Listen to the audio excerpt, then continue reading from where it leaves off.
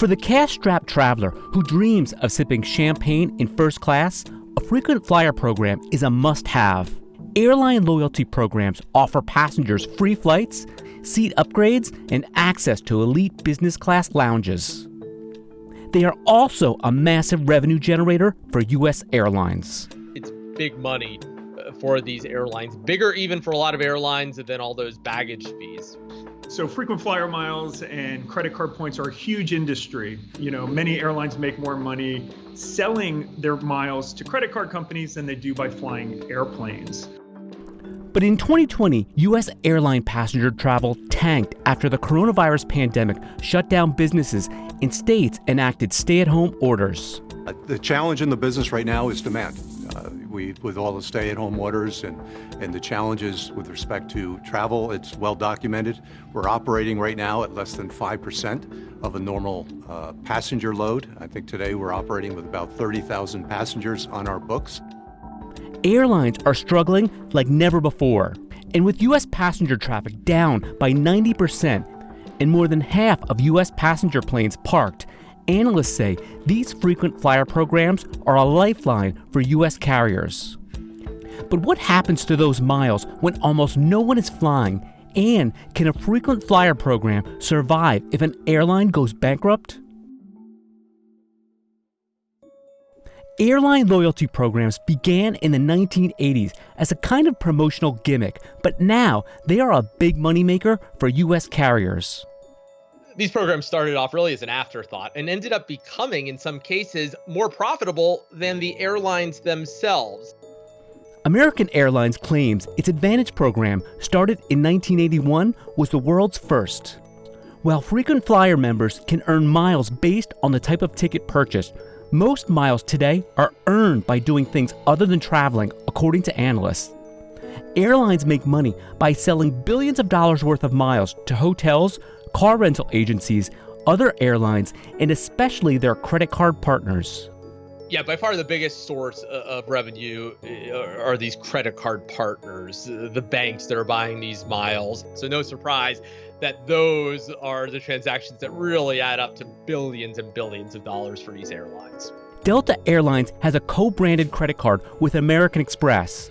United Airlines has a 30-year credit card relationship with Chase Card Services, and American Airlines is partnered with both Citi and Barclaycard.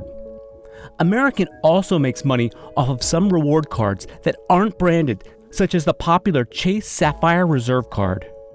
The way it works is the bank purchases miles from the airline and then issues those miles to the cardholder as a reward for spending. They're earned when people spend money on credit cards, when they eat out at a restaurant and get some bonus miles, stay at a hotel, send flowers, and get bonus miles for that. And what's happening in all those cases is that those partners, as airlines call them, are actually buying those miles from the airline, maybe 1.5 cents or 2 cents per mile, and then awarding those miles to the customers. One reason co-branded cards have been so lucrative is that consumers have been spending big, not just on travel, but also on everyday purchases, which can add up fast. But with a recession looming and spending down sharply, that raises questions about the value of those airline-branded cards. While the terms of the agreements are generally not made public, Delta said it took in $4.1 billion from American Express in 2019, and the airline expects to increase that amount to $7 billion by 2023. In a February 2020 filing, United said it agreed to a contract extension with Chase to 2029 that would increase cash flow in 2020 by $400 million. And according to analysts, with airlines running low on cash, they may be eager to sell even more miles to those credit card partners at a steep discount.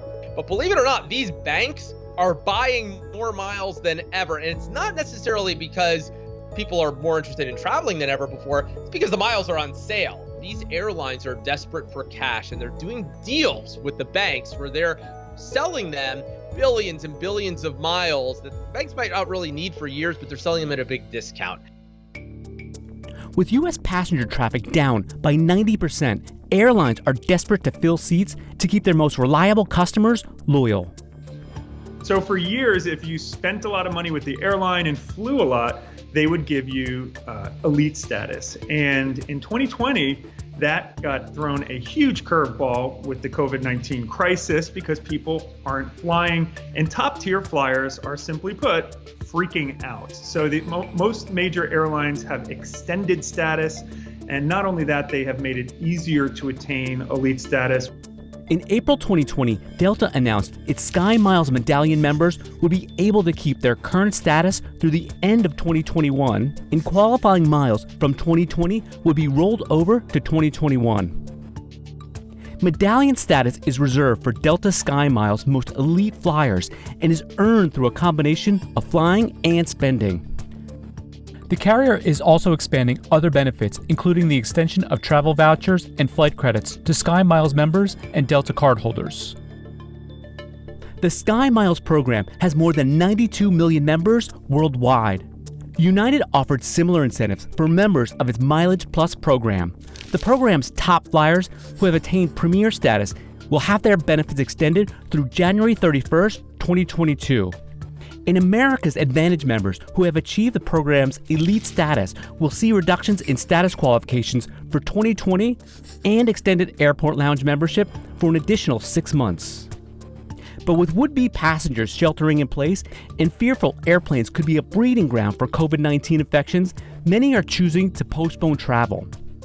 Which begs the obvious question, do airline miles expire, and will all these perks still be around when people choose to get back on planes? United, JetBlue, and Delta said the miles on their frequent flyer programs never expire. American Airlines said their miles expire after 18 months from the date of your most recent activity. Your frequent flyer miles are safe during the pandemic. Nothing's going to happen to them. In fact, most of the airlines in the US and many around the world have said if you have elite status, silver, gold, platinum, they're going to extend that into 2021. And your miles don't go away. The issue is what happens to the value of these miles.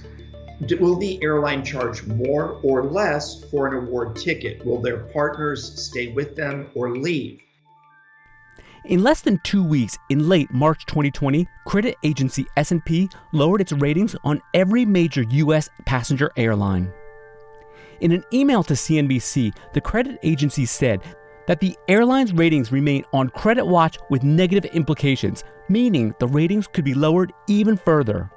With airlines burning through tens of millions of dollars a day and more than half of U.S. passenger planes parked, what happens to those frequent flyer miles if an airline goes bankrupt? But no question, if you're holding just incredible sums of miles on an airline and it goes bankrupt, there's no guarantee that all the hard work and spending that you did for those miles is going to pay off. According to analysts, in the event of an airline bankruptcy, there are two likely scenarios.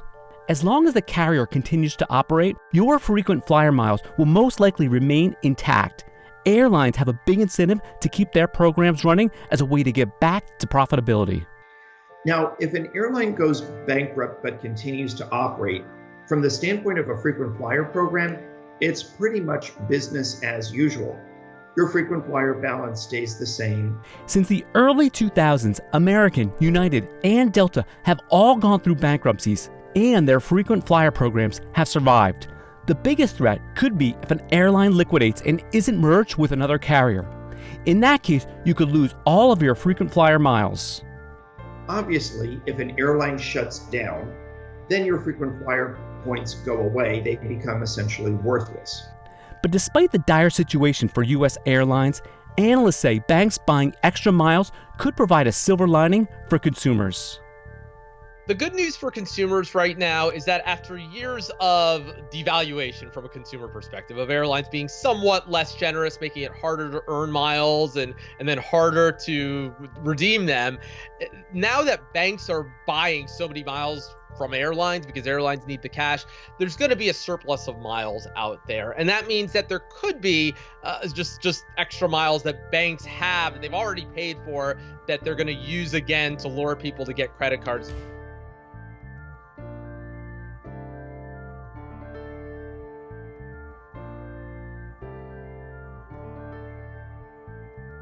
Invest in you. Ready, set, grow. CNBC and Acorns.